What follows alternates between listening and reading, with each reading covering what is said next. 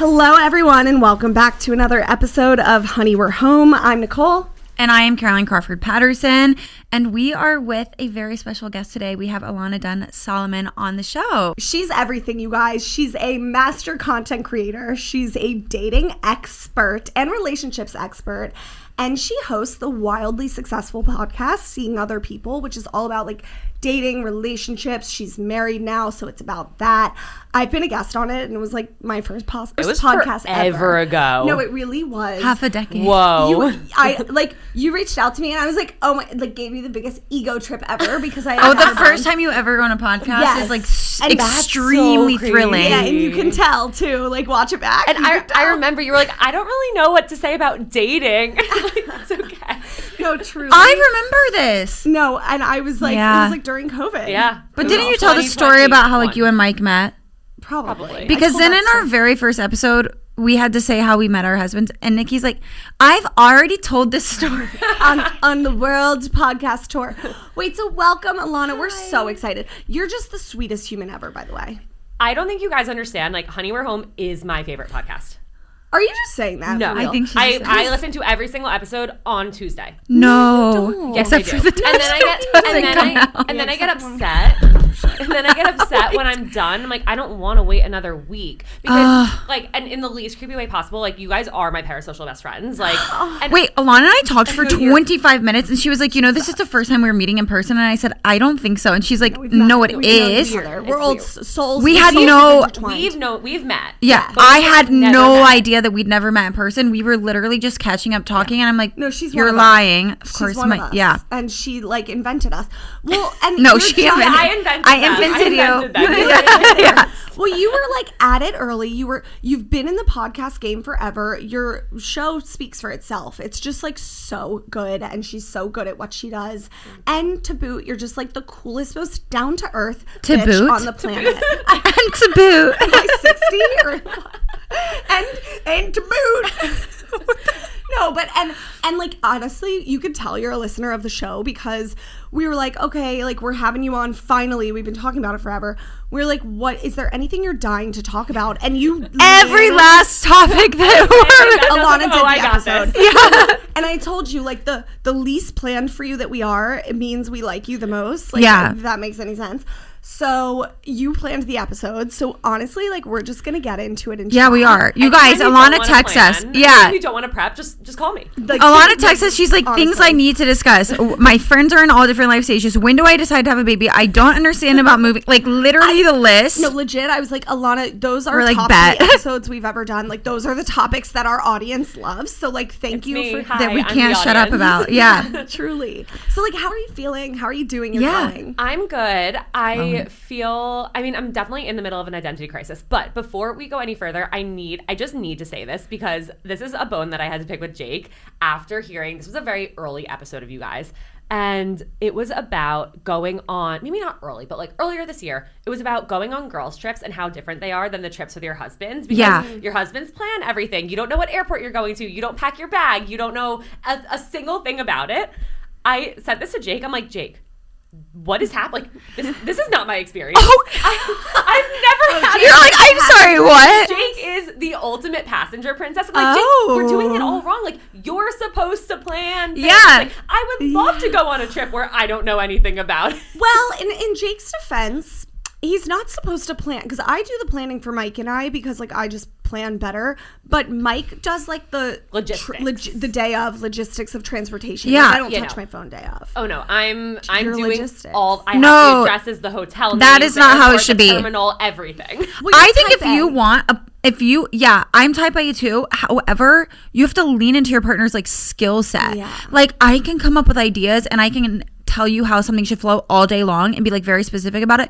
But if I'm like, I really want to go to this restaurant, then you should be the one hunting down the reservation and like making it happen. If you want the happy wife, happy life situation, like if you really want to go, we had the shrink tricks on the therapist episode and they were like, men need to understand how women unplug so that they can have like a good time and then just do it. Even if it doesn't make sense to your brain, like as a guy, like if she needs the house clean to like have sex, then just then make sure the house is clean.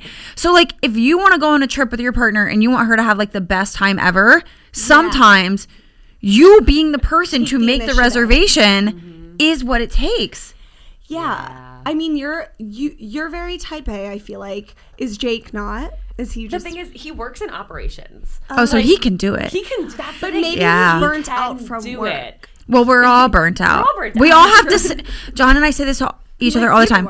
We all have decision fatigue. Yeah. Like some days we have it on different days. Oh, I have decision fatigue today. Great, I don't. Cool. Half the time though, okay, well, same. Like, oh, you're tired of making decisions? Me too, bro. Like, what are we gonna do about it? Right. Like, we got to do it together. Oh, that's really funny. Divide and conquer. Well, quick synopsis, because I know your story, and it's such a fascinating story. Like, she's, again, was at it early. Can you give, like, a quick version? Because I know it can be long. And give it as long as you want, but, you know. Yes, I'm very bad at doing this short because there's so much to it, but I will try my very best. So I ran social for Hinge for a little over 2 years, and during which I went from... Are you on the hunt? Your ears perked up like Hinge? No, I know. I love a dating app because I've never been on one. During that time, my first year there, I was like, I do not want to talk about my personal life. I don't want my dating life to be for public consumption. Like, I don't want anybody to not want to date me because of what I do. And about a year in, I was going through a breakup, and I was like, I can't just like get on the Instagram story and give people advice or tell people like, go on the date, like respond to the match. It's gonna be great when I'm sitting here like I just got my heart ripped out of my chest. And so it was this huge turning point moment for me where I recorded a video, like eyes red, face puffy, just finished crying, and I'm like, you guys always come to me for advice. I'm turning the tables. I just got my heart broken. I just got dumped like 10 minutes ago. She's vulnerable. And I don't necessarily need advice, but just like words of encouragement. Like, how do you get through this like hopeless feeling? And the floodgates opened. Hundreds of people DMing and not giving advice, but thanking me for showing that side of it. And this was early before like people started getting vulnerable Exactly. on Instagram, I feel like. Exactly. This was 2018. Yeah, Oh, no, wow. they were still in the polished phase. Yeah. And Yeah. so it was a huge light bulb moment of what can actually help people is being real. Yeah. And the reason I ended up working at Hinge was because my dating life was the dumpster fire of all dumpster fires. And Nice. I was at rock bottom from this horrible, like toxic, traumatic relationship. And I was like, if I can help one person not end up feeling the way I feel right now, it'll all have been worth it. And so when I realized like this unlock of like being vulnerable and showing how hard dating is the way to actually help people feel less alone, I really hit the ground running with it. I started a podcast for Hinge called Dating Sucks, and I was like, oh my God, this is what I meant to do. Fast forward, Hinge decided to no longer do social media in November of 2020. I lost my job. Good timing. They still don't do social media. I guess that makes it Bizarre. a little bit better. Yeah, They never exactly. started it They back. never, yeah. It really wasn't me. Yeah. But I remember being in that Zoom call, getting let go, and I texted my friends immediately, like, I just got fired. I'm starting a podcast. And I immediately was like, I know what I want to do. I am not going to let anything stop me. I'm going to figure it out. I will freelance. I will have a million odd jobs. Like, I'm going to make it work.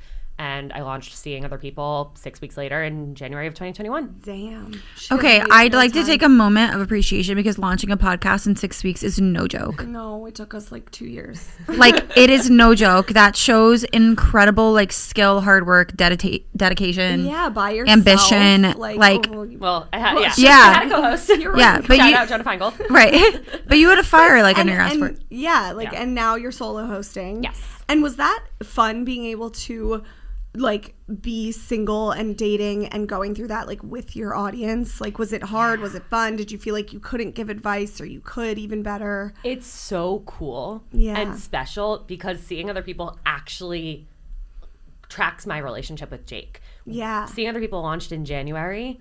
Mine and Jake's first date was in February. Oh, right And after. Right after. Wow. And mind you, like a lot of people had followed like me from Hinge and from Dating Sucks, so they Right. knew. And I've always talked about like different stories and people I dated and experiences I had when I was single. So a lot of my listeners know that I really was in the trenches with Yeah. them. And I think that's why they trust me because I get it. I've been through it. I've been through hell and back.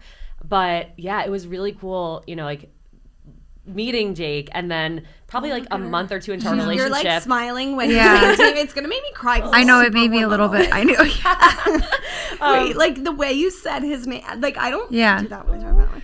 Oh my God, please. Oh, You're killing me today. I'm obsessed with John. I'm obsessed with Mike. Yeah. Yeah, we need to chill with that.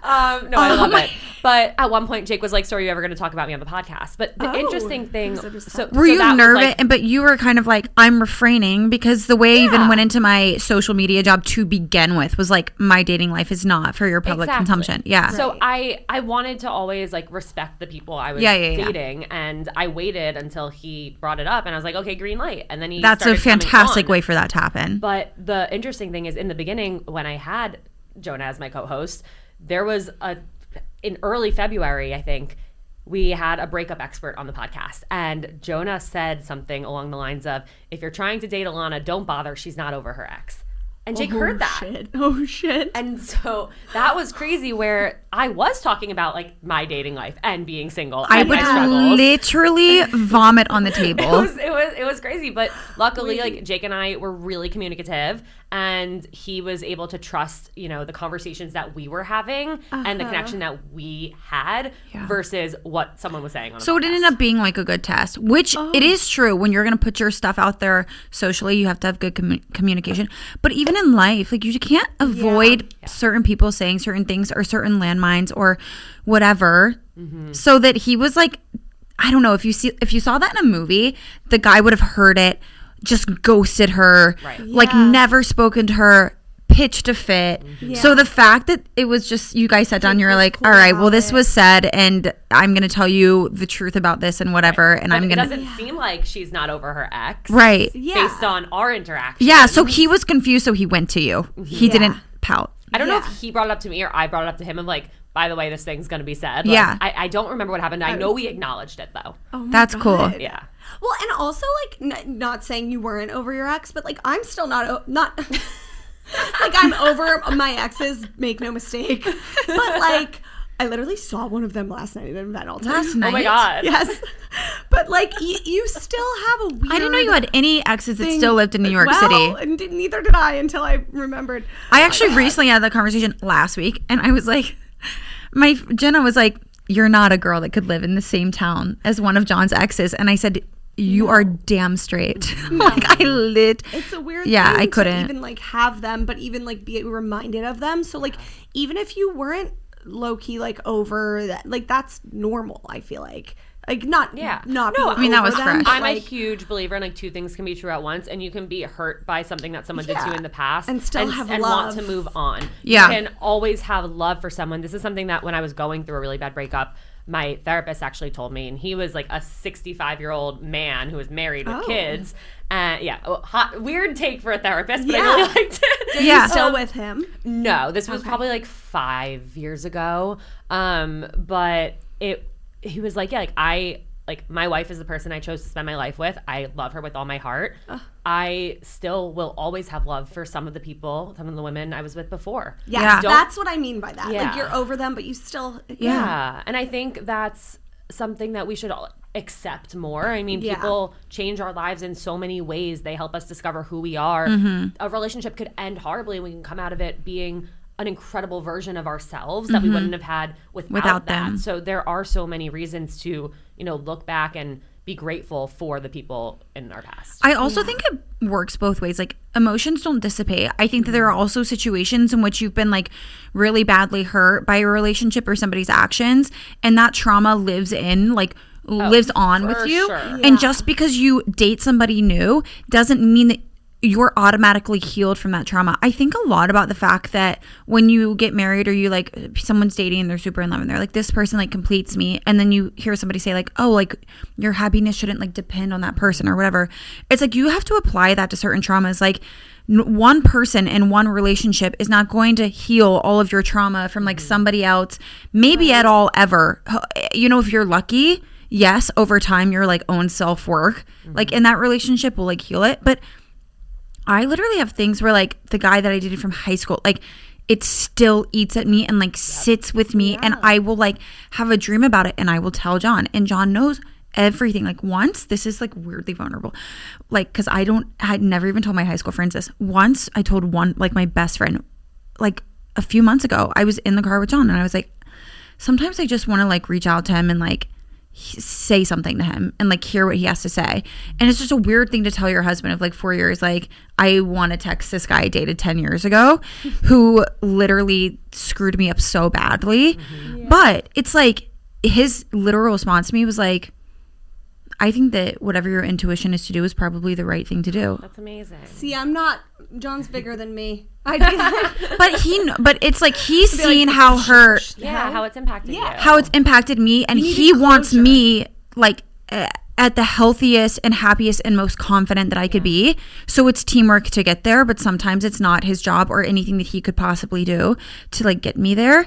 And so I do think it's like you can have lingering hurt or lingering lack of closure or lingering love for those things. Like you shouldn't just, I don't know if you should totally close off everything that's happened to you before because you're like now. Yeah. I mean, I'm fully married. I and Jake. happy. I can't imagine being with anyone else. There is a boy out there where we should call them. I often wonder what I would do if I ran into him. Would I punch him? Yeah. Would I flip exactly. him off? Like, would I? You could. I could. And I've thought about this for years. And one day it will happen. And Jake and I recently, we went to London for a Jets game. That's something we can talk about. Oh my god. Oh my god, that's awesome. No. No. I heard it was crazy. It was a really fun trip. Yeah. But I'm married into being a Jet fan. Oh. Yeah. So it's a new thing trust for me. me. But they were playing the Vikings, and this boy is a diehard Vikings fan, the way Jake is a diehard Jets fan. And I'm like, I had this theory. I'm like, we are going to see him here. Like, he would get on a plane and fly to London for this game as well. And it's all going to happen at the stadium at this game. It didn't happen, those but I had that lucid theory and I dreams told are him. crazy. And what did he say? He just What like would kind of laughed. what would kind of, he like, do? laughed at it. Like he knows the story. Yeah, he knows everything that happened, and I think he would just be like, do what you got to do. cool. Like, he would. Yeah. I have a very lingering theory that if John saw this person, he would clock him. And like John is like not a fighter. The boys, all of our men, I can just tell. I don't even know Jake. Haven't met No, Jake. John loves to stand behind me while I like all of our men are rip like into people. too easygoing Yeah. and cool and Yeah. level-headed, whereas like we're the psycho ones, and they would. We just would be the like, ones punching. support They're us. like Yeah. they're like gigglers Yeah. a little bit. Like They'd be like, you do No, you. Mike- Yeah. No, here's what Maybe Mike. I'll take a that's video the for your thing. content. Being married to someone who's like a strong woman, it's like they get joy out of seeing us like pop our shit. Yeah. So like they're like with popcorn in the back, like damn girl. Like Well, it's and like, Mike does this thing where he like befriends my exes and becomes Oh my like God. boys with them, and I'm like, no you're effing no. way. No, like he's because Mike's a guy's guy. He becomes like anything with a That's penis, he's, like, hilarious. best friends with. So he really like guys I've hooked up with in the past that he knows from like high school and stuff. Like he's like very cool with them, and I don't So know. funny. Do you like But- that or do you not? You know, Good question. I want Mike to. I always want Mike to be more jealous. I like strive to make him jealous, and he just doesn't get jealous. I do like I think I just criticized John for doing something I also do. I'm just not realizing when John gets jealous. Like I think it's also funny. Like I get giggly. I'm like, oh, Yeah, like, I that's want it. cute. I don't know if there's Don't. anything I could do. I That don't makes think you it's jealous. Like, I don't no, think he has that because bone it in doesn't. him. Same. It's just like I couldn't ever take it seriously. You know what I Yeah. mean? Like Yeah, I wish I could. I'm like get jealous, like toxic, Yeah. whatever.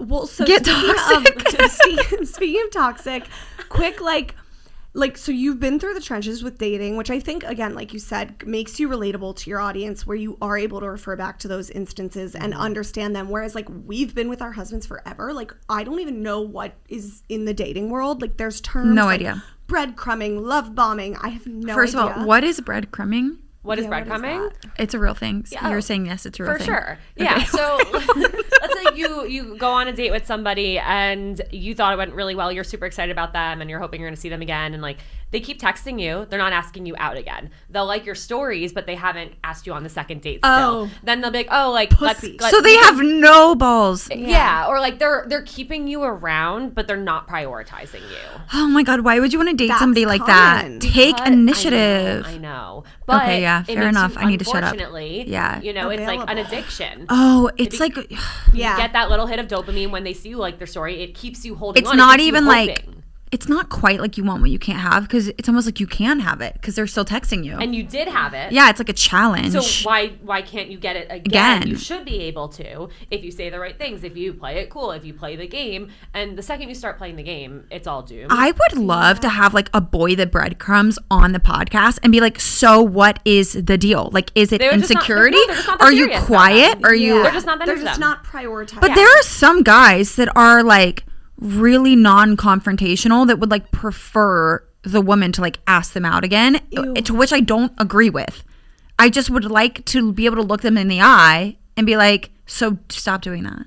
Is that I have like a the same general thing as a situationship though? Like, isn't that what? Well, they're not hooking up again. A situationship is, I mean, there definitely can be breadcrumbing in a situationship for sure. A situationship is more like you're continuing to see each other, but you're not exclusive, and one person like wants something serious, and realistically one person wants something serious and the other doesn't. But the person who wants something serious wants to be with them so badly that they're willing to like wait, sacrifice, and stay around and convince them. See, I know this is so easier said than done, but if I were, God forbid, suddenly single, I wouldn't be in that. I'd be like, either you're with me or you're not, or like, I don't like, call me psycho. Men, it would probably chase a lot of men away. They'd be like, whoa, this bitch is too intense. Scorpio. But like, I would just not be. I'm like, no, I can't. I don't have that in me. I was meant to meet somebody young, as much as I did not think that I was. Yeah, I just don't have it in me to like be a part of that. I would be an old cat lady, and I'm allergic to cats, and I'd still do it. Like, I think I couldn't,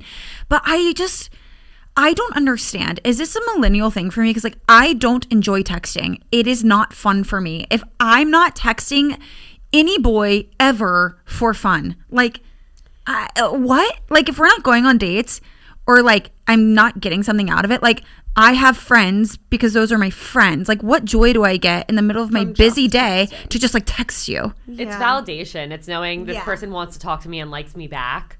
But like, from the guy's point of view, like, what? Why are you? How are you? Flirty and cute over text, but if there's just text without any physical hanging, right? out, What's the benefit? You're not trying to be a pen pal, but oftentimes pen pal. That one person, usually the girl, is hoping, that it leads wishing to more. and wanting. Do you That's get really a lot upsetting. of that on your podcast? Like, is that just a lot of what you counsel? It's unfortunately like the reality that we live in. Like, that is such a big part of modern dating now. Well, and it is so much easier said than done. Like, it's easy for me in a marriage to sit here and be like, I would never be in that. But like, you. I mean, if we didn't have a choice, we would be. Yeah. I don't necessarily think people are choosing to be in it. No, definitely not. Yeah, like. Well, but you can choose to get out of it, and that's really hard to do. So what was different? Because you've seen both sides. You were in the trenches. Like, what was different when you met Jake? Like, were you like right away like, oh, he's treating me different than all these shitty guys? It was a few things. Our first date was like not that special. Like, it was a totally fine first date. See, I love that. And I do too. It's realistic. I used to go home from every first date saying, oh my God, I'm in love. Yeah. Like, trying on their it's last the name one for person you size, date like, that's like different. It just has to be different. It was good. Like, it was fine. Yeah. Like, we had some things in common. He was like cuter than I thought he would be. Yeah. But I'm not going to die if I don't see him again. See, I love this because you do hear the like, I knew right away he was the one. I don't like when first people sight. say that. But like, that's the thing, because it wasn't like that. Which, like, the other thing I always say is the thing about getting married when it's like when you know, like, I think that's also a really dangerous thing to say to people. Like, what do you mean? Like, we're all living with a different level of like anxiety and questions and like history of family dynamic. Come on, like, making a decision to marry somebody is not as simple as like you just look them in the eye and when you know, like, right. And I think that's scary for people that are getting married or think they might want to marry someone but haven't had this overwhelming when I know feeling. Like, and then the moment. Then they have so much self-doubt, and it's like, that's not your problem. It's whoever told you were supposed to like have that.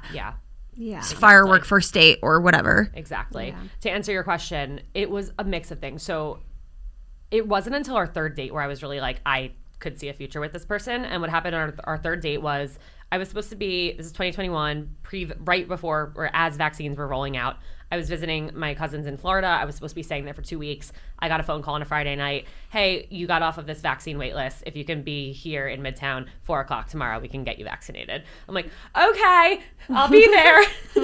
Hang up, delta.com. And I ended up, Jake and I were talking, and it I told him, I'm like, yeah, like I got off this wait list for a vaccine. I'm going to come back to New York for like 48 hours. And he was like, oh, like I'm supposed to work on Sunday, but let me see if I can get someone to cover my shift. Like, I'd love to like take you to brunch. I'm like, okay. Like, and I was like a little aggressive, but like cute. Okay. Like he wants to, you know, take off work to take me But out. you want something that's like, yeah. The more aggressive in the beginning is good for a guy because they like level out with time. It was sweet. So we go on this date. It's the morning after I got my first Moderna shot. I felt like I was dying. Yeah. I wrapped my arm in like a fake sling while I was getting ready because I like, couldn't move That's the one I got. muscle. It was painful. It was it's the one I horrible. got too. I was I like think. fevery all night. Like it was terrible. So I go on this date feeling god awful. But I'm like, I can't cancel. He took off work. I think I blacked out the COVID shot symptoms until you just reminded me. Horrible. Okay. And so he's like cutting my food for me. He's like putting my jacket on for me. And like we went to brunch. Then we walked around. Then we went to the gym to laugh about old times when we would like go to the gym at the same time and probably be in the same room at the same time but not know each other. And I was like, wow, like I'm having so much fun even though I feel like absolute shit. And then at the end of the day, it was like late afternoon and I was like, well, I'm just gonna go lay on my couch for 4 hours watching One Tree Hill. You're welcome to join. And so he comes over, I like change into sweatpants, like put my hair up, probably like even take my makeup off, and like we're just so comfortable just on the couch like watching this guilty pleasure show. And I was like, wow, this is somebody where on a day where I feel absolutely horrible, I can have so much fun with and be so comfortable with. You'd rather be with him than be alone. Yeah. Isn't it like there's a DMV theory, like the person you want to go to the DMV with? Is that a thing? I mean, I don't want to go to the DMV with anybody, but well, that's the thing. Yeah. Like the person who makes the most boring, awful, like mundane things fun and enjoyable, or even just like not miserable with you, is the one. Yeah. That's how you know. That's really sweet. And that is the feeling. Cute. Earlier this year we talked about, I was like, I want to start like dating again, like John again, but in that way of like the I never want to go home type of thing, because you go home together now. So it's like, okay, like wherever you go, you can kind of like go together. But like when you're dating, you have that feeling of like the next thing that I'm going to do, it's like, do you want to join me? Do you want to come with me? Like, would you like change your plans so that you can do this? Or like you'd stay out super late just so you didn't have to like separate like at the end of that feeling. Yeah. Wait, so you and Jake, cuties, and not to like have you on our podcast and like ask you about your relationship a ton, but like this is a relationship-y podcast, so that's why we're doing it. But you're like an independent woman on your own, obviously. But you're married now. You got married in June. Yes. Gorgeous wedding. Thank you. First of all, how has like your life changed? How has it been? How has married life been? I'm a much happier person now that I'm not planning a wedding. Yeah. Can't wait to never do that again. The wedding itself was amazing. I'm so happy with how it all turned out. I feel like I've been in an identity crisis since, where there's weirdly all this like pressure in the post-wedding phase where it's like I'm me/we, like I'm not ready to have a baby yet, but everyone I know is pregnant or having a baby. As you know. And if they're not, or even if they are, everyone is also, you know, buying a house or moving to a bigger, more adult apartment. And I'm in this situation where it's like we got married and we went on our honeymoon and then we went back to the one-bedroom apartment that I never really loved to begin with, and life is just the same. And it's really hard to enjoy this phase when this is the part we should be enjoying, when it's just us and we can go on date nights every weekend and just be us. But I just feel like there's all of this pressure, and it's not that people are asking me, and yes they are, but it's not like everyone I talk to is like, when are you having a baby? Right. But the conversations just naturally come up because everyone else is. Because everyone's taking a next step. Everyone in always, some yes, way. Exactly. It could be career, house, baby, they're getting engaged. Yeah. Everyone's taking a next step. So now it's sort of like what's yours and you don't have an answer yet. Yeah. And this is where, like, again, so much easier said than done, because I do the exact same thing as this 24/7. But both of you just now, when you spoke, not me being a therapist, the words I heard the most prominently was the word everyone. So it is literally, now more than ever, it's so easy to compare yourself to others. And comparison is the thief of joy, as we all know. But it just, like you said, it's easy to do because that's everyone around you, your close friends, it's people on the internet, on social media. You cannot open your Instagram without seeing a fucking pregnancy announcement. And like, it's a highlight reel. People show when they're moving. They show when they're giving birth. They show when they're announcing their pregnancy. They show when they're doing a job promotion and all this stuff. So it's just, it's so hard. But I thank you for being real about that, because I hate when people are just like, oh, marriage life has been amazing, and now next we're moving and we're buying a yacht, and blah, blah. I don't know who's doing there does have it's manifesting itself for you in a way of like anxiety that's kind of interfering with your ability to just like enjoy. It's like you with the holidays. You can't just enjoy it. I'm literally gonna kill you. But no, she's like, I forgot about it for 25 minutes. You had to bring it up. No, but it's true, and it's so like I don't know. I guess like what. Do you have any coping mechanisms for like getting over these pressures? Yes and no. Like no, because I'm very much in it and You're feeling like a victim no, of it right now, and me. it's what I want to complain about. But trying to stay off of social media. Yeah. Like I've been really trying to not go on my phone on the weekends. And I'm not like fully not on my phone, but I'm way less responsive with text. I'm trying not to post anything, which then I feel guilty. I'm like, well, this is my job. I should be. But I also like need to do it for me. And then with my friends who are, you know, taking those steps, I am genuinely like so happy for them, and I enjoy having conversations with them where I can ask like a million questions and kind of like mentally prepare myself, because the reality is like I want to feel ready. Right. I'm not yet. Can I ask how old you are? You're 30. younger than me. Yeah. I'm 32 as of today. As of today. Woo! Nikki's birthday today. And Ilana's so cute and brought me pastries. I can't wait to engorge every single one. You have so much time, and I know you know that, and you don't need to be told, but that also doesn't mean that you can't be eager and ready to take any sort of next step, whether it's babies, whether it's moving. I guess, like, can we talk about that a little? Do you feel like you can share, like, where are you in the baby planning? Yeah. I really, like, I want to be there. Yeah. And I'm not. And but I don't think you're going to get there until you let yourself do it naturally. Yeah. Like, when you turned 30, you already were like, you were doing the exact same thing, but you were like, we're going to start trying to have a baby. We're going to start trying to have a baby. Like, you literally were like, okay, we're going to try. And that was like the Maldives.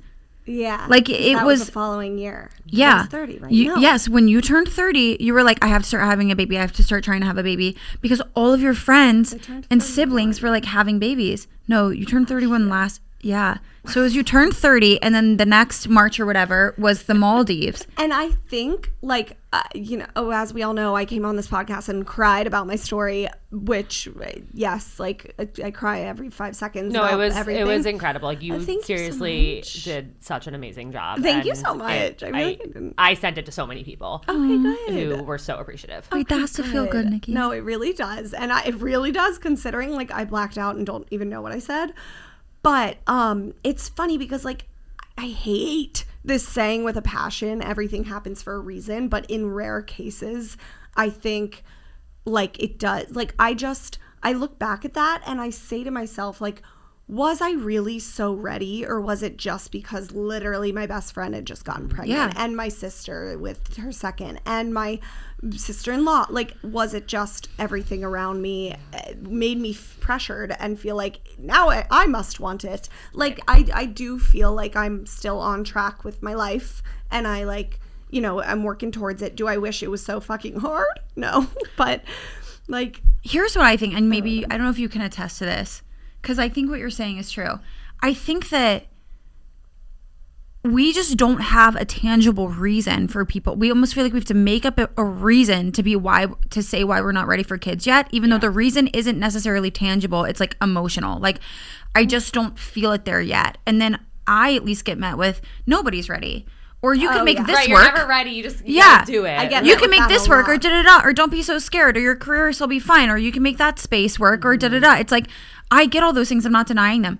I just feel like I am thinking about this right now. We just have to switch the perspective of it, like, being okay to, like, have a reset period of time, or like a hibernation period of time where we're not relying on a lot of change in our life to be fulfilled. Right. Like, people plan a wedding, and then right after, sometimes they turn to moving, or like I moved right after, or getting pregnant and buying the housing.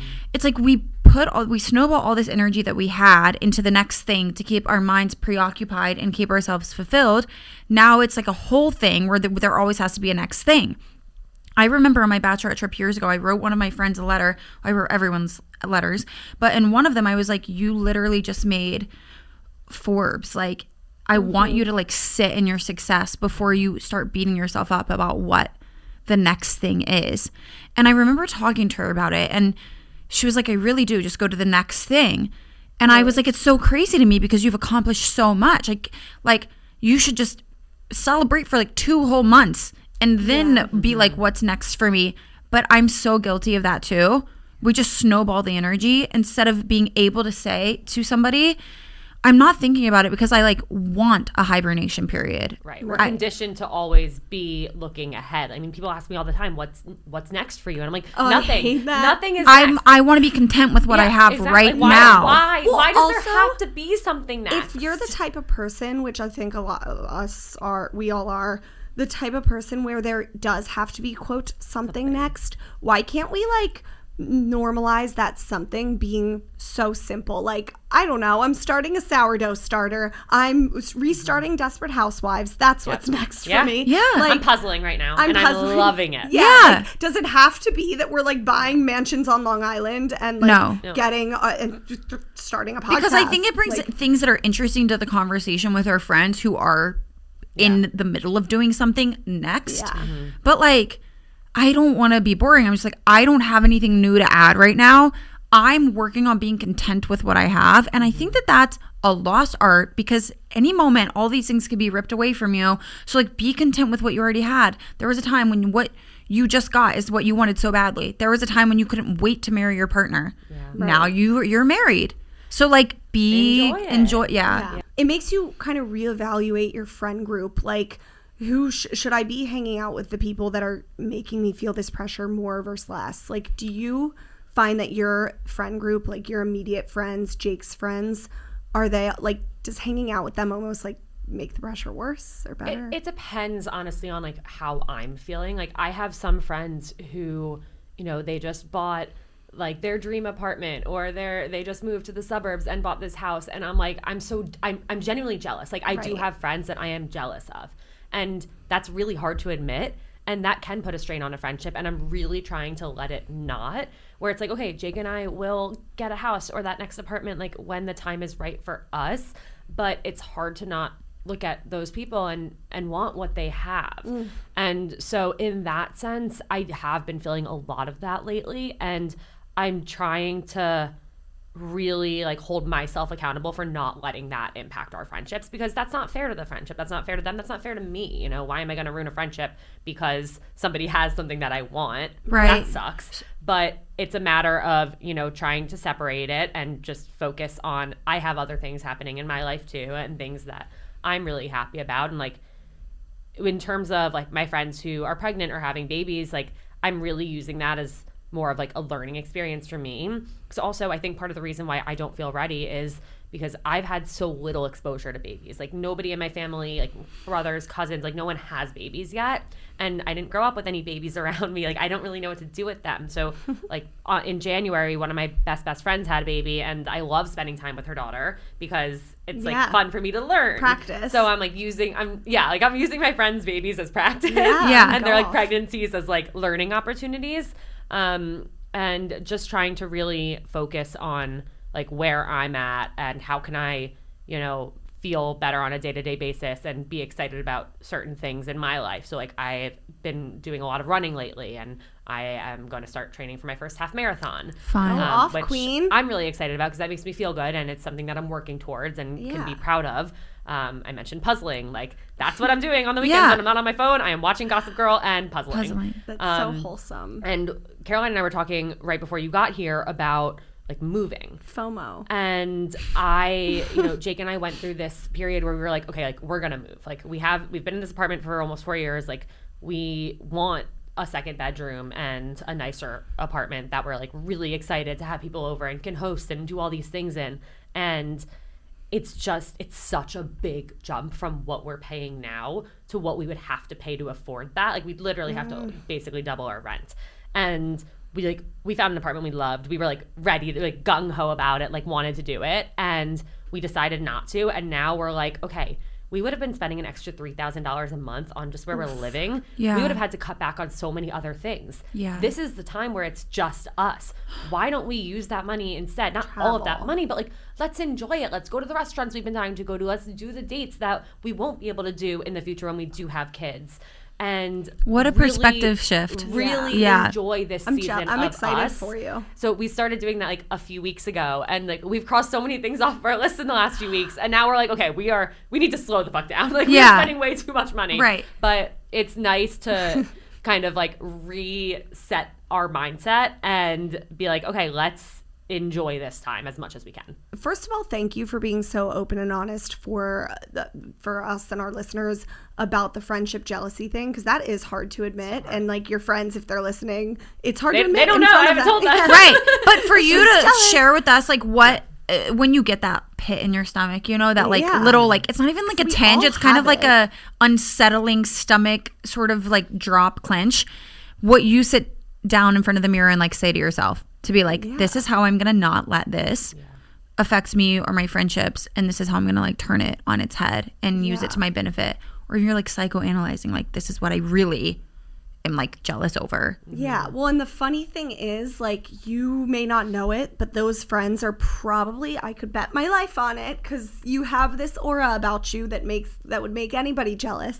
But like, your friends are probably feeling some of them that have all of that and have the house with the baby and the loaded rich husband or whatever the fuck they have, they're probably feeling a little jealous of you in this phase of life too. They're probably like, oh, look at Ilana living in the city, has her own podcast, doing all these amazing date nights with her husband. Like they might be feeling that about you too. That's what I try to keep in mind whenever I'm feeling jealous of my friends. I'm like, oh, but they're also probably jealous of me. We're also not in a phase I'm not saying it's so true they're jealous of me, but anytime I've like vented to a friend about something, they're like, oh my God, I've been feeling XYZ way, and we're both like glad that we opened up about it. Yeah. I think we're in a phase of life where it's not that what we're looking at is something that we can't have. So like, when we look at situations that we're jealous of, there are a lot of situations where you're like, you could potentially be jealous of something that you know you could like never have. Like, it's just simply not your life.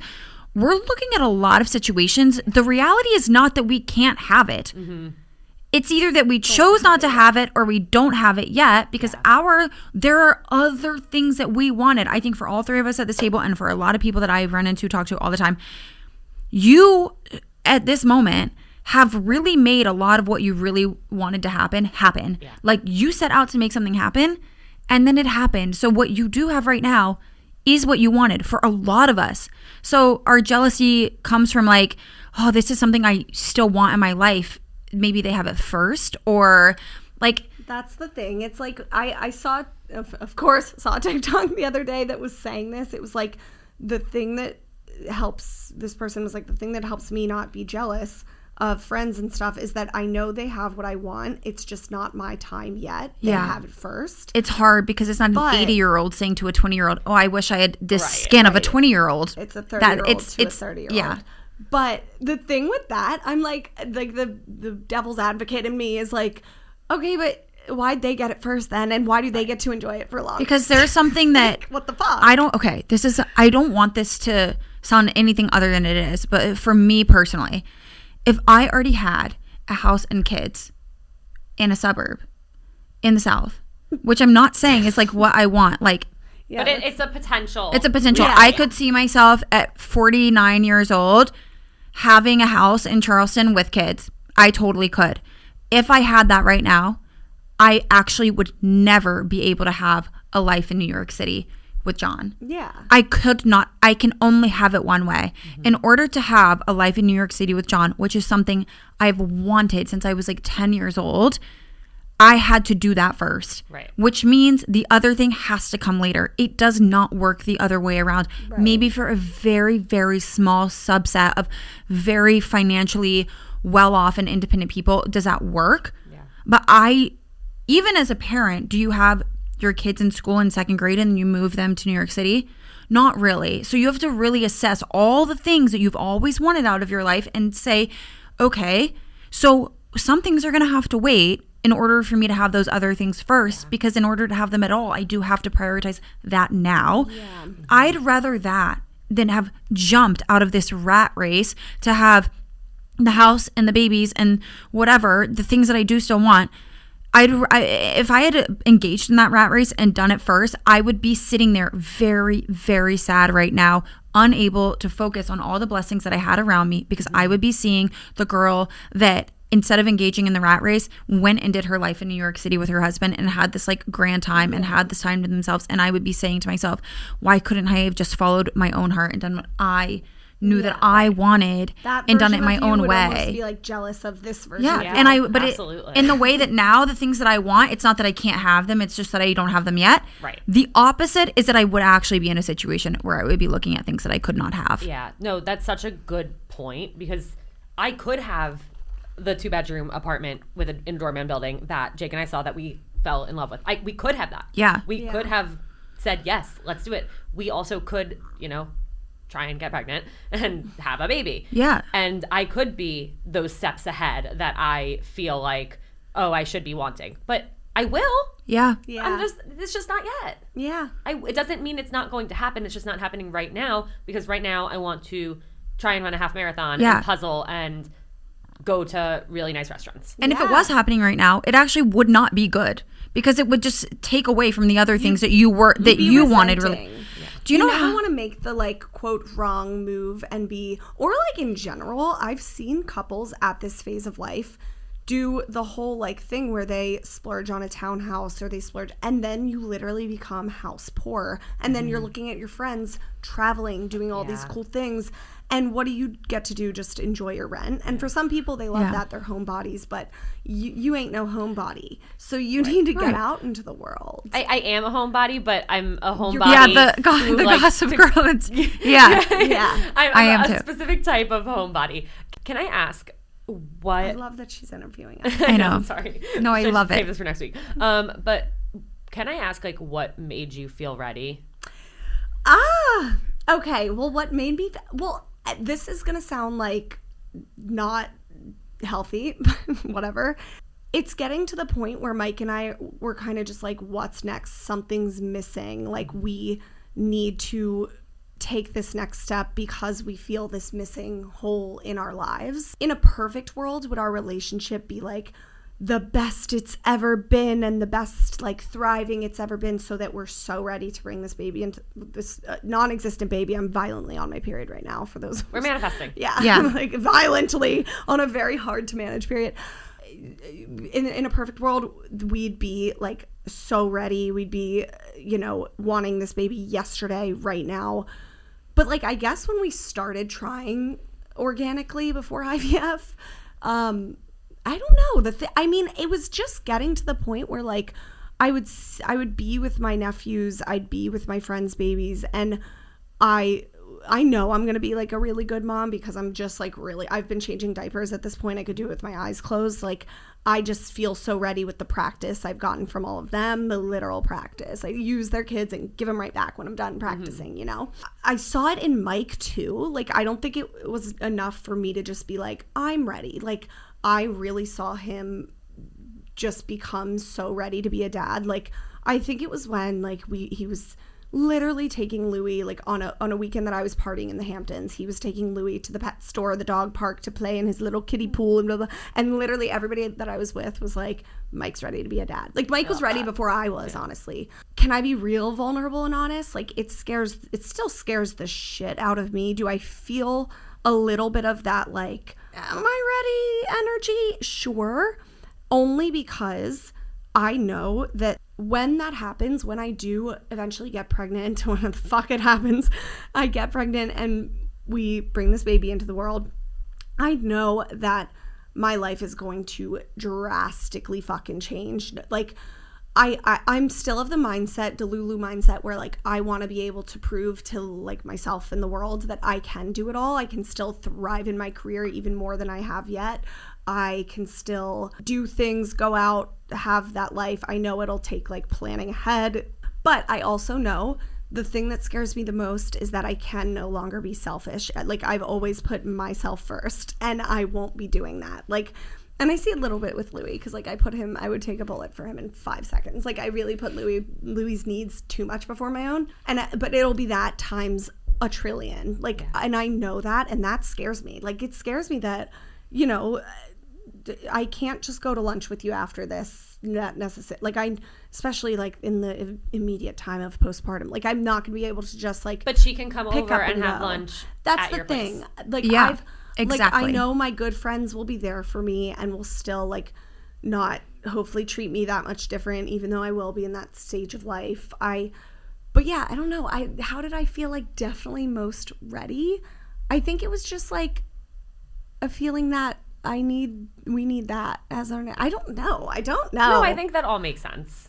I don't know. Well, and like adds financially, we're in a better spot. Like, admittedly though, in March 2023, when we first pulled the goalie, like we say to ourselves, at one point before we started going through IVF and before like times got more treacherous, we kind of like throughout that year were like, oh, it's like not a bad thing that it didn't happen at that time. Like it's all happening when it's supposed to. Like even Mike hadn't gone through his like career move for the better yet, and we were like, okay, maybe we did start a little prematurely than we were ready for. Like we would have been. So that part happened for a reason. Yeah, like if we were to have gotten pregnant in March, we would have been stressed out if the baby had come later that like fucking November or whenever 9 months later is. Like we would have been a little stressed. Yeah. But perhaps what you're getting at is the same thing that we're like, when you aren't ready, it's just because it's just an emotional thing. You're not ready. Like perhaps you don't need to like know when you're ready to have a baby. The same way that like when you're with a partner, you shouldn't blast to the world. Like you just know when you know. Yeah. Like perhaps it is just a building block, one after like another thing that's like makes you feel more and more confident. Yeah. That you're ready for that. And like you start to know what, like Allie was like, you know, my friend Allie loves to challenge me. She was like, well, what about like, I feel like you'll get invited to cool stuff in the Hamptons next summer. Do you really want to be pregnant for that? Blah, blah, blah. And I'm like, honestly, like, yeah, because having a family is more important to me than like a Hamptons party. Like, I think I like started to realize my priorities, like and what my future self would thank me for, because I feel like I have to credit my sister-in-law a lot for this too, because she, you know, she's younger than me. She's pregnant with her second. She's an OBGYN. Again, we love Navi on this pod. But like her and I were talking about like wanting, how I want 3 kids ideally. Again, that might change one day. And she wants 4. You never know. But we were saying, like, what do we want when we're 50 years old looking out at the Thanksgiving table? Like, we want that dynamic of a big family. And I was like, for you to be so young, but being able to prioritize that and realize that right now is impressive. Like, I think, too, you just realize when you're ready, when you're, like, out at a bar at night and you're like, oh, I was in Mallorca and I was, like, at Nikki Beach and I was like, this isn't the place for me anymore. Like, I really just, like, I was having fun. I'll have fun wherever I go. But I was just like, I want to be, like, home with my child. Mm-hmm. Yeah. Like, I don't know. But does that, at the same time, I'm scared as fuck, you know?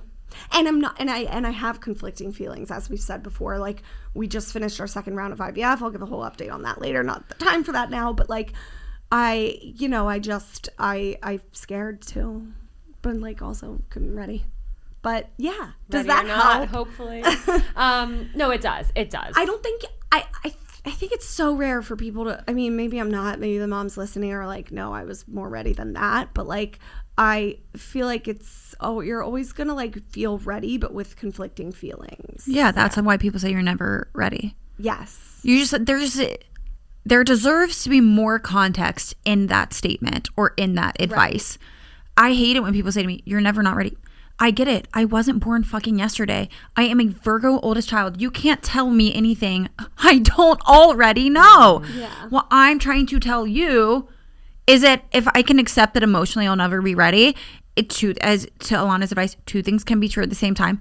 I can also accept that we cannot financially provide for a baby right now, and I would love to be able to buy groceries for my child or put them in childcare. Like, and I think you might agree that would be a good provision to make before you get pregnant. Yeah. Like, am I saying I wouldn't be able to figure it out? No. Am I also saying I have an IUD and I have the option to wait to figure it out? Yes. So like two things. Yeah. And I think the reason people say like you're never fully ready is because like you always want to be richer. You always want to be further along in your career. Totally. Like I'm never not God. Till the day I die, I'm probably always going to want to be fucking more along in my career and richer. But like, I think the people that say that are like, they had a baby and it's the best thing in the world. And your life can become richer. Yeah.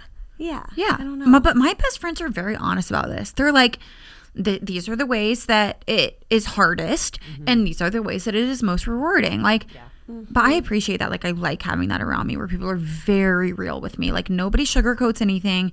Nobody like needs to build themselves up so that we like, think that they look. Smile. Yeah, like we're very real with each other, and I really like respect and appreciate that. I don't know. Okay, so earlier you mentioned that you're having an identity crisis. Yes. Can you get into that a little bit? Yes. Which part? Okay. The name. Let's go with the name. Okay. Yeah. I'm following in your footsteps. Okay. And I went from Ilana Dunn to it's the paperwork is in. Okay. It's all happening to Ilana Dunn Solomon. Okay. I am a firsty lasty.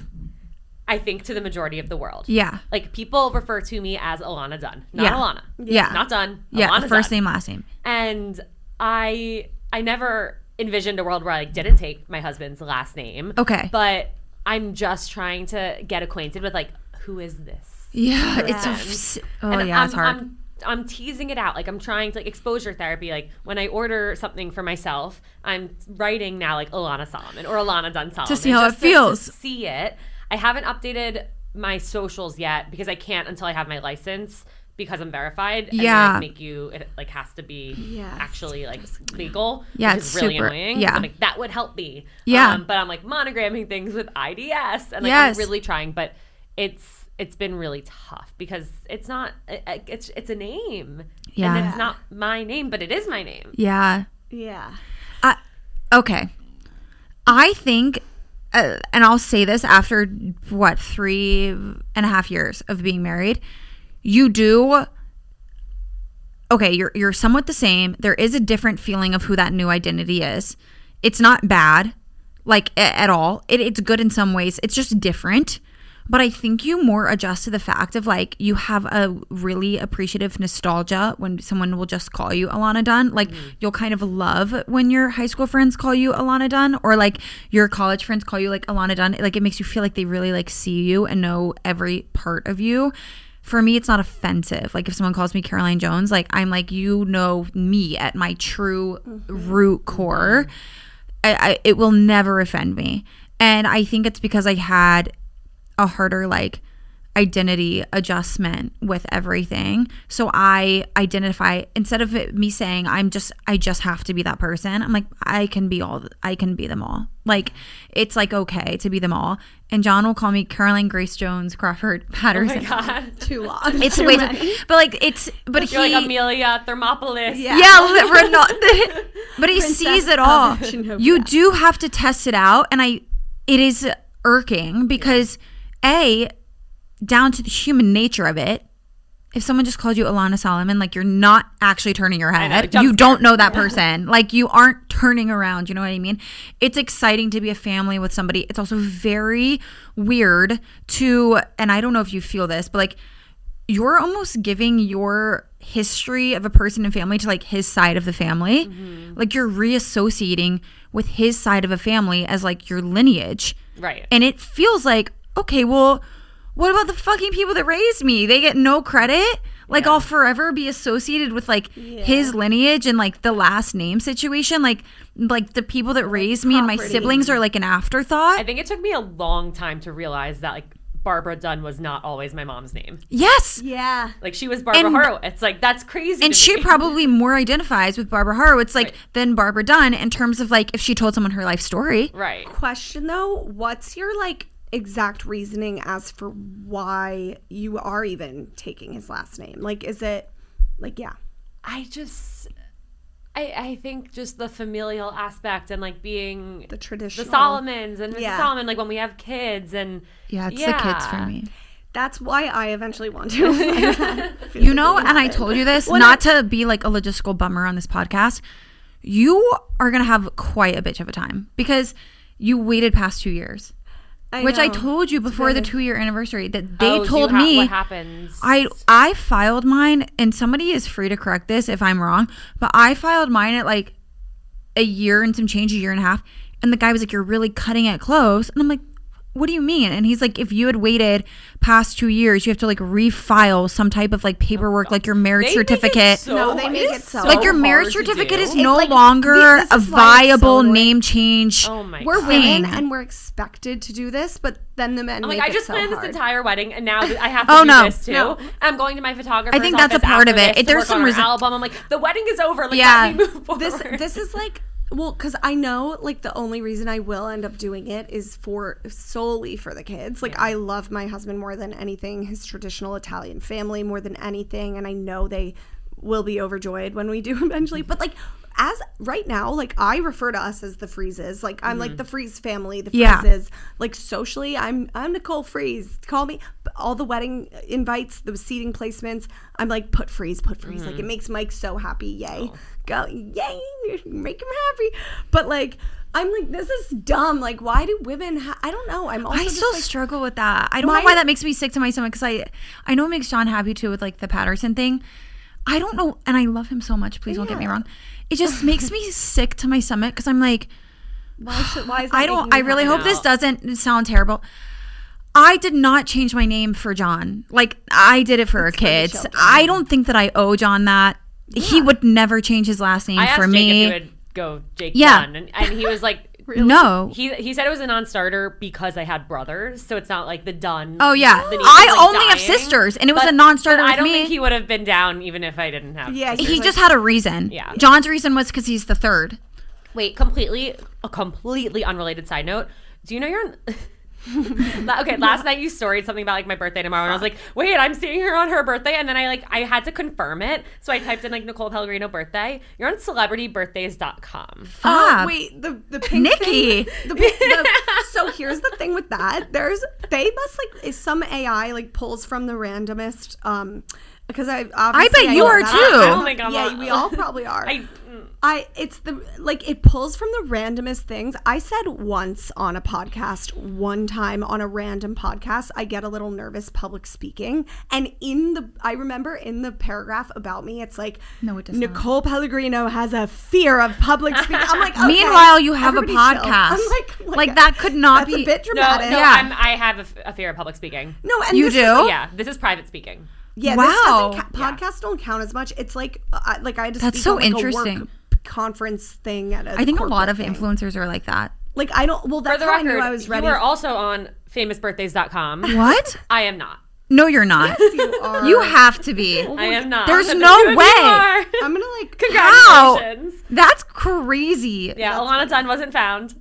What is Ilana Dunn Solomon Wasn't found? found. No effing way. and they pull the Where do they ugliest find photos. these photos? You are the 118,509th most popular. That boosts you. thing. Like we're like Z-list on there. Nobody's ever Googled it once. There's so much. No, but it pulls There's the like all this weirdest facts. information. Why about is there you. so much information? You're the 26th most famous Patterson on this website. Oh God. There. That's up there. Do you know what actually is super ADD? I always thought the name James was cute for a boy, but I literally can't name a boy James because like James Patterson is like the most famous novelist ever. I Like remember reading his books when I was younger. yeah. I love the Anyways, name back James. to It's on it. my list. That is super interesting. Yeah. That's Congratulations. crazy. Yeah. Thank you. Wait, no. With celebrities. And like, yeah, we're celebrating our birthday with you. Or our birthday. Yeah. Our birthday. Wait, do we have time for like 2 love or war questions? Or are we Probably. actually gonna Also, keep one thing that? I want to say to both of you guys about changing your name is that people always adjust. Like, Yeah, if I you're know. worried, like if you're worried about it, I like already career-wise, am. I social. already am. Yeah. And other people. You mean other Well, people. I mean, like online. Yeah. Like if you're worried, like career-wise, it's like people always adjust. Yeah. And I have friends who have done it immediately, and people adjusted, even though they like so associated them with their maiden name. And I have people that have done it slowly, and people have adjusted. People always adjust, and after a certain amount of time, they will only refer to you as the name that you want to be referred to, and they will totally forget that there was anything before it. Like that was a fear I had. That I was like, will people adjust? And they will. But I like just love my last name so much. Yeah, It's, like, then- hot. I do like, you have a great name. You do. That's the Yeah. thing. And like, honestly, bad mommy speaking here, like my future kids might just have to like get used to us having separate names, because who knows if I ever, get around to it. And they will. Like, Yeah, like I haven't been in your shoes, so like I don't know how it feels. yeah, to be a kid, but yeah, I'm also, not going to like, lie to you. Like, it was unfortunate, but like also my kids need to like buck up, my thing was I didn't feel like I had the same last name as my mom or my dad. Like the mom and dad that I lived with, I didn't have the same last name as either of them. So I was like, Yeah. what kind of treachery is Mike can have this? a special little bond with mine, and I can just be like Pellegrino. Yeah. I'll just never get over the whole thing in general. I just don't think that it's fair to ask women to completely shift their identities for men. Like, No, it's you're bullshit. expected to like what they like, and then do what they like to do, and then cook what they want Stupid. you to cook, and then have the name that they want you to have. It's like, we're not married to like rebel. Right. Yeah. We're not married to steps. misogynistic men by any means. It's just like there's still Society. something irking about it that I'll never love. I don't like it. When it makes John smile that he's like, Caroline Patterson, I'm like, Ew. or when his mom says like Caroline Patterson, like it makes me want to barf, and I have a hard time explaining to these people. It's not because I don't love them. I'm just like, stop it. Like it's just it's a not, weird. Who is that? Yeah. Yeah, like it's a weird thing. Like, why are you proud of that? Like, you didn't buy me. Right. It's They so didn't make weird. You didn't make me. Ew, Yeah. ew, they like bought We need you. 5 more hours. Yeah. Let's do 3 lover war questions, because selfishly they're kind of about modern dating. And I kind of want to just like hear your takes on these things, because you are the dating expert. So, okay, lover war. Do you know how to play? We haven't played in a minute. I know how to play. Okay, I thought so. Okay, lover war. He lets you pay for dinner on the second date. Like, is that a thing? That's a great lover war question, Nikki. I've heard it happen. A lot of people will like write in and like DM me asking what to do. I neither love nor war. Like, don't love it, but wouldn't necessarily end something because of it. I more so would, if it were me on that second date, I would assume, okay, he's not into me Yeah. because he let me pay. Okay. That's a very good level. Is there a, what are your feelings about who asked the person on the date? I don't think it's like the person who asks should pay. You should be prepared to pay. Okay. You should always offer to pay. Yeah. But it's nice. As the woman, you should. I do Like, think don't so. just sit there not Yeah. reaching. I Do the agree. reach. I think you should. Well, I mean, we can't just sit here and be This is like, why- men don't deserve anything from us, and then we're 5 seconds later like, But and see, also, by listen- the way, if I ever have to lift a finger, Right. I'll kill you. But to each their own. I know so many women is why I who can't like keep want dating the man to pay for every single date forever, or for every single date until they're in an official relationship. Like, Yeah. it's to each their own. But for me, I would never like want to. I don't know. I always did the reach. Yeah. And even still, like, I mean, me and Jake like definitely switch off. Like, we went out to dinner with people last night, and like I put my card down, Yeah. and like we didn't join our bank accounts. Just, Oh, I was gonna No, ask, neither did you? of yeah, just like Yeah, well, John and I did- complicated. yeah. I don't No, know. we still Yeah. don't. Yeah. We're like, you would think we're like dating. Like, Ours it's all are the joined, same, but it actually was. It did make it easier in the long run, Yeah. because it doesn't matter what card you're putting down. Like, Right. it just takes out so much math. Like, Yeah. it just literally removes math from the equation. But fair. Yeah, I mean, we don't even like math the math. Like, we Yeah. just like I pay my bill, he pays his bill. Yeah. And, like, and to us, it's like all the same. Yeah. I don't know. But it's not love nor war. It's just uncomfortable and would make me personally question the situation. Love that. Like, That's if a they very were level-headed looking. Yeah. answer. Okay. I Yeah. like that. He FaceTimes his mom every single day without fail. That's a tough one, I know. I'm sorry, Nancy. War. Well, that's the thing. Like, you want them to be close Yeah. to their mom. But But every single day is just a little A much. FaceTime. I don't. An hour long. Okay, an hour long. An hour's crazy. An hour is war without fail. You time. Yeah. like, this is- okay. It's when they FaceTime. Yeah. John calls his mom Yeah, on the Jake way to calls- work Jake or on the calls way his mom home. every single day. I think and John I calls- love her, and Yeah. I love talking to her. Like, but if it cuts into like They our talk. night, Your guys' men talk to their mom every day. Yeah. No, he John, I doesn't. think, talks to his Mike mom. doesn't. but he could. Like, he could. Yeah. I think he could. might talk to his mom every other day, probably. But it's not when I'm there. Like, I literally, I think he leaves the house and calls her as he's going down the stairs and has her in his AirPods as he bikes to work each day. And that is the time that he catches up with his mom. Great. It does not It is interfere a with double our time standard together at all. Because I think it's fine for girls too. Like if my mom were alive. Oh, first of all, like, let's get one thing straight. I'm on silent FaceTime with my mom 3 hours out of the day. If Mike were like Yeah. Mike does talk to his mom a lot, but if he were every day, I don't know if I'd be. See, I think it's if Jake were calling anyone every day, like every night at 8 o'clock, like that would be really annoying. Okay, let's clarify that. That's true. Their after work time is meant for the two of you. And I don't want to be like a hard ass. Like, I'm not calling my parents or my sisters or my friends after John gets home from work and after dinner and whatever. I'm not designating that as like free time that I can use to catch up with other people. That's my bonding time with John. We're married. We're each other's priority. We have to spend time together. And so I don't like that. I don't like when guys like after dinner, like they leave to go to the other room to like catch up with a friend or their parent. Sometimes I will, but if it was every single night. No, that's not the time. Yeah. Okay. What's your last one? Quick. Well, okay. Do we have time? We just got told to wrap it up. We could save the last one for seeing other people. Let's do that. There we go. Ilana, where I'll can come up with everyone some for find you? Because we're gonna have you back on, obviously. Yes. Don't tease me like that. No, we are. I'm really easy to find if you want to find me. Ilana Dunn, seeing other people wherever you listen to podcasts and wherever you want to find me. Okay. Thank you so much for coming on. So Yay. much. Yeah, next time we'll have you on and we'll just play games the whole time because I love hearing her take. I do too.